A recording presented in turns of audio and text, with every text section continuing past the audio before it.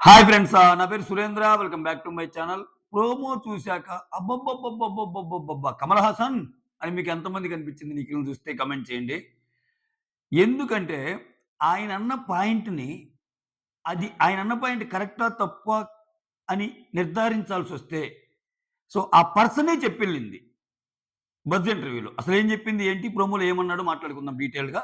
అసలు ప్రోమో ఏంటి? జరుగుతున్న గొడవలేంటి? ఈ యొక్క వీడియోలో డీటెయిల్‌గా మాట్లాడుకుందాం. దానికంటే ముందు వీడియోస్ నచ్చుతుంటే లైక్ చేయండి. కొత్తగా ఎవరైనా చూస్తుంటే please do subscribe. Big boss announce చేశాడు. ఏంటి? సేఫ్ జోన్‌లో సేమ్ ప్లేస్‌లో ఉన్నవాళ్ళు సేఫ్ ఫ్రేముల్లో ఉన్న వాళ్ళని ఒకరిని కాల్చి ఆ సేఫ్ జోన్ నుంచి తొలగించండి అన్నట్టు చెప్పాడన్నమాట. ఓకేనా?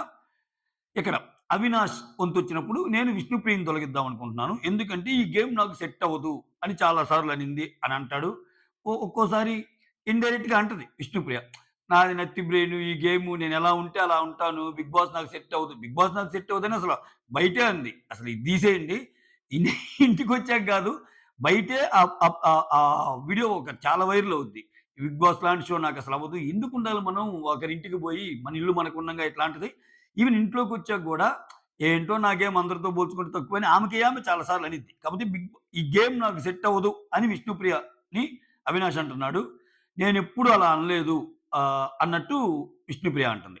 ఇక్కడ ఇంకోసారి ఏమంటా అంటే పర్సనాలిటీని మనం చూపియటమంటే గేముల్లో కూడా పర్సనాలిటీని చూపియటమే తేజ పాయింట్. అది కూడా చెప్పి చేస్తాడనమాట అవినాష్. ఆర్గ్యుమెంట్స్ అవుతున్నాయి. మొత్తానికి అవినాష్ వచ్చి విష్ణుప్రియని చేశాడు. తర్వాత విష్ణుప్రియ గౌతమ్‌ని అంటే ఆమె ఏ పాయింట్ మీద చేసిందంటే గౌతమ్ చెప్పే మాటలు బట్టి, నేనేంటో నీకు అర్థం కావటం లేదు. నా ఇంటరాక్షన్ నీకు అర్థం కావట్లేదు లేదంటే ఇట్స్ నాట్ మై ఫాల్ట్ కదా! అని ఆయన అంటున్నాడు. ఇక్కడ విష్ణుప్రియ చెప్తా, వీకెండ్‌లో హోస్ట్ నువ్వు ఇంటరప్ట్ చేస్తున్నావు. Despite of saying many times వద్దని చెప్తున్నా రిక్వెస్ట్ చేసి అవును అది నాకు తప్పే. నేను సారీ చెప్పాను. ప్లస్ అది అక్కడ నాకు శిక్ష పడిందని కూడా అంటాడు. అంటే నాకు సార్ షటప్ అంటాడు. దానికి తగ్గట్టు ఆయన అరుస్తాడు కదా! అలా. అలా లెక్కేసుకుంటే విష్ణుప్రియ చాలా సార్లు కూడా ఇంటరప్ట్ చేసినా గాని, ఊరుకుండమ్మా, కామ్‌గుండమ్మా, ఊరుకుండమ్మా అంటాడు గానీ ఆమెనేమి అనడు.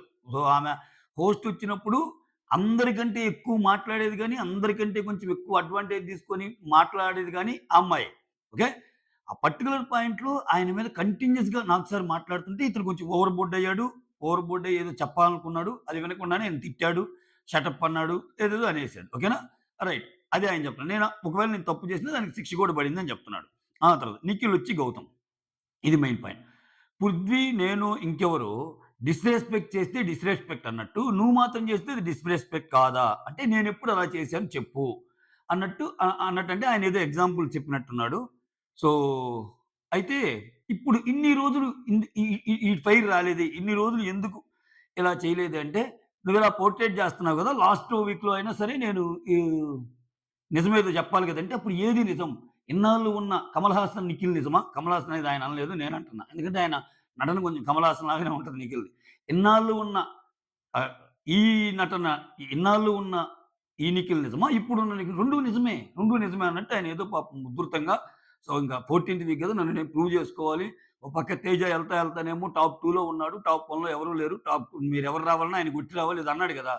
ఇంకా ఈ ఆర్గ్యుమెంట్స్ అప్పుడు ఇటువంటి ఆర్గ్యుమెంట్స్ అప్పుడు నేనేదో ప్రూవ్ చేసుకోవాలని ఆయన పాపం కష్టాలు పడుతున్నాడు. ఓకేనా?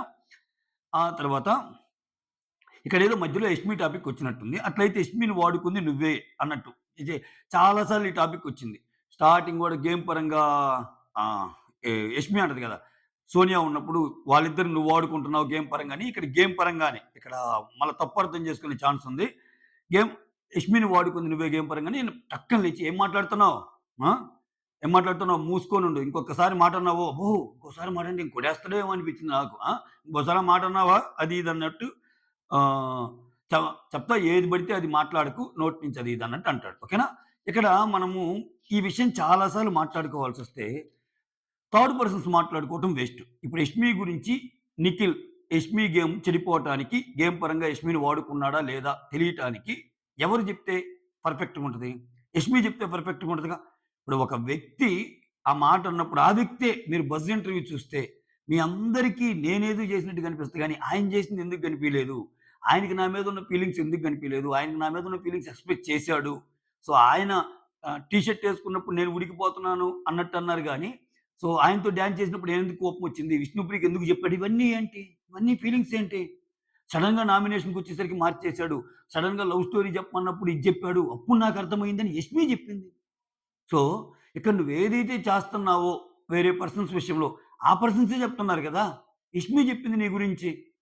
నీ నామినేషన్స్ ఎప్పుడు తుపాస్ నామినేషన్స్ ఉంటాయని చెప్పి నిన్ను బాగా అర్థం చేసుకున్న సోనియా చెప్పింది. ఇంతవరకు హౌస్‌లో నీ పాయింట్ కాకుండా వేరే పాయింట్ ఏమైనా ఏసావని. ఒకానొక డిస్కషన్‌లో ప్రేరణ చెప్పింది మొన్న ఈ మధ్య లాస్ట్ వీకు. నువ్వెప్పుడు నామినేషన్ ఏసినా నా పాయింటో, వేరే వాళ్ళ పాయింటో ఏస్తావు గానీ నీ పాయింట్ ఎక్కడని? ఎక్కడ నువ్వు సేఫ్ ఆడావు? ఎక్కడ నువ్వు సేఫ్ ఆడకుండా ఉన్నావు? నిన్నటికి నిన్న నలుగురిని చెప్పమంటే చిన్నగా ఎత్తున్నావు చెయ్యి. ఆ! పోనీ ఏమో తప్పనుకుందాం. సో, నువ్వు లవ్ స్టోరీ చెప్పినా, సరే ఇక్కడేమో తప్పన్నా ఈయన అనుకోని ఈయనేదైతే ప్రొజెక్ట్ చేశాడో లోపలికొచ్చేటప్పుడు సింగిల్ అని ప్రొజెక్ట్ చేశాడు. లోపల ఓ గేమ్ ఆడాడు. లోపల భయంకరంగా గేమ్ ఆడాడు. సో, ఇవన్నీ నిజమే. నిఖిల్ చెప్తుంది నిజమే. నిఖిల్ తన ఎక్స్ లవర్‌తో ఇంకా చాలా ప్రేమతో ఉంటున్నాడని చెప్పేదానికి అటుపక్క కావ్య గారి ట్వీట్స్ గాని, కావ్య గారి మెసేజెస్ గాని నిఖిల్‌కి సపోర్ట్ చేసే విధంగా ఏమన్నా ఉన్నాయా? మీరు నమ్మొద్దు. కొంతమంది చాలా యాక్ట్ చేస్తారు. కొంతమంది భయంకరంగా మాట్లాడతారు. అవి నమ్మితే మోసపోయినట్టే.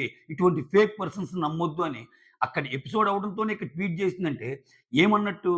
ఇవన్నీ అర్థం చేసుకోలేని తీదా ఏదో గేమ్‌లో ఒక 4 ఫిజికల్ గేమ్స్ ఆడి ఒక ఒక ఒక మంచి ఒక మొమెంటమ్ రైజ్ చేసి అబ్బబ్బబ్బబ్బబ్బా! ఇంక ఓటింగ్ పర్సెంటేజ్ అయినే టాపు. అయన్నీ చేసినంత మాత్రాన నువ్వు చేసిన పనులన్నీ తప్పులన్నీ ఒప్పులైపోతాయా?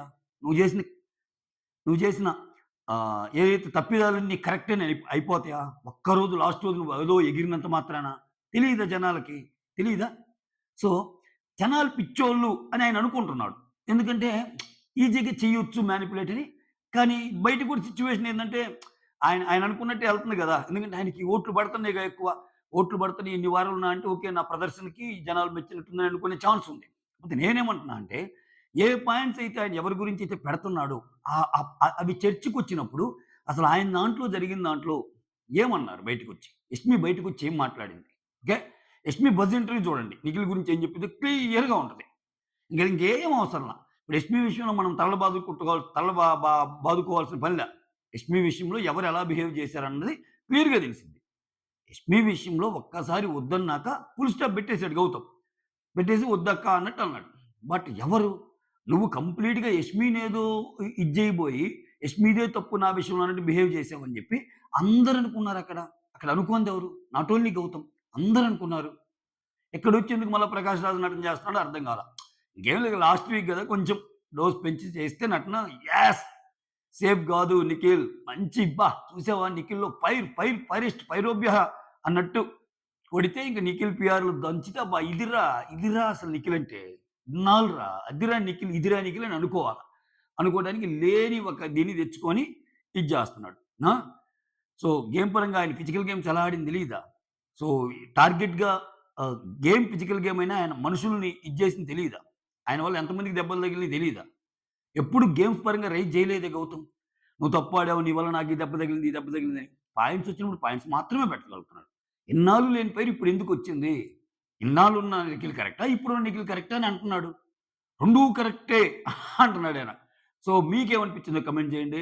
నాకైతే మాత్రం నిఖిల్ ఏదో తెచ్చిపెట్టుకున్న కోపాన్ని ఒకదాన్ని చేసి ఏదో చెయ్యాలి లాస్ట్ వీక్ ఇంక లేకపోతే ఎలా ఉంటదో ఏమో అన్నట్టు నాకనిపించింది. Please comment your opinion on this. Thank you so much. Signing off, me Surendra.